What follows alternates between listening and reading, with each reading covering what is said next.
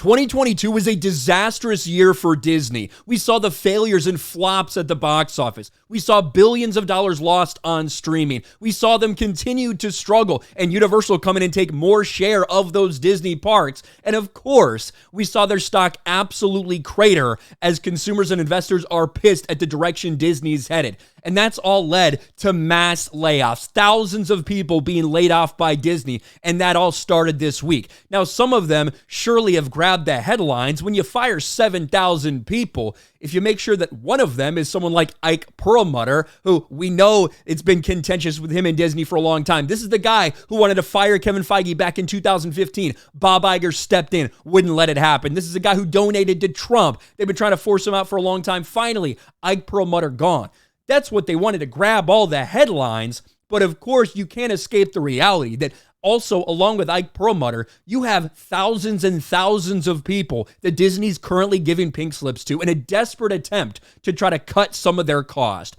Woke Disney begins mass layoffs with TV production and acquisition employees. The woke corporation Disney's begun layoffs focused around television production and acquisitions as the company's free fall in the marketplace continues.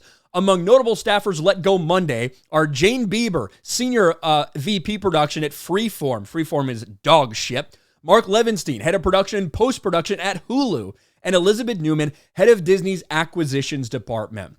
The same time frame, we get this news. ABC News sends heads rolling as part of Disney's 7,000 layoffs. About 50 people at ABC, including some very top executives, got pink slips, got fired by Disney to try to cut costs. And you know what they said the future was? Disney, we're invested in the metaverse. We know this is the future of entertainment.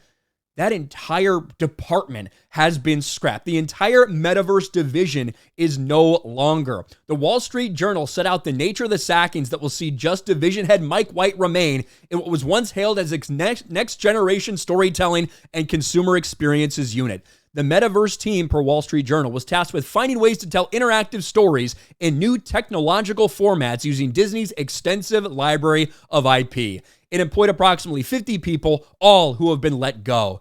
And even the chief compliance officer, who is Alicia Schwartz, is now out. Heads are rolling at Disney, but this is what happens. This is what happens when you as a company set out to focus more on woke agenda than on actually entertaining people. This is what happens. This is the reason you get things like Strange World. When you're targeted towards a family audience, you insert all of this identity politics bullshit and it fails and flops and loses hundreds of millions of dollars. Same thing with Lightyear. When you fight the state of Florida, and I know a lot of people, once again, every time Disney tries to do something to save itself from what Florida's doing to them, people say, oh, look, Disney, they got the last laugh. And it always turns out to be wrong, just like this most latest attempt by them with the board at Reedy Creek is another thing that's just going to fail for them. They're just postponing the inevitable. The state of Florida has made Disney just like every other company now. No unfair advantages for them anymore. That's the reality. They can try to get away from it as much as they want. It's not going to happen. But investors are furious. People who work there are furious because they don't really want to be a part of this anymore. And a lot of people, over 3% of their company, are now out of a job because some of these decisions, because some of these failures. And people wanted to pretend like Victoria Alonso getting fired had something to do with her identity politics. It had nothing to do with her identity politics, and you can see that with a lot of these other layoffs. With someone like Ike Perlmutter going, that's the one they wanted to get out there to grab the headlines and things like that, and we certainly did talk about it, but you can't ignore all the other massive problems they're having, which are resulting in these mass layoffs for Disney. But it is their own fault. You got to feel for people. People aren't involved with the pushing of the agenda that are just there trying to make a paycheck, do their job. A lot of those people, I'm sure, are the ones that are catching pink slips today. But this is all a result of what Disney decided to do. Let me know your thoughts about all this in the comments section below. Smash a like button, subscribe to the channel, ring the bell for notifications, share this video out there, and I'll talk to you later.